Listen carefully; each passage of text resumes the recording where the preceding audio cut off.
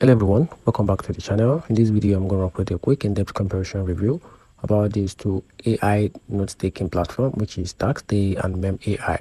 So to get started, a quick analysis about these two platforms. Taskade is a flexible, all-in-one workspace design for teams collaboration and productivity. It lets you combine tasks, notes, goals, and timeline in a unified platform with a real-time collaboration and a flexible view option. It's perfect for groups who want a plan, execute, and track their project together. So if you need a tools that merge task management with note-taking and also lets your team stays on the same page, Taskade is a strong match for you.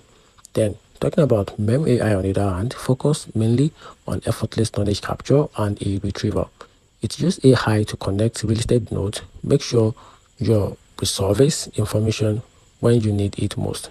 The more you use it, the smarter it gets at suggesting relevant content and tying your thoughts together.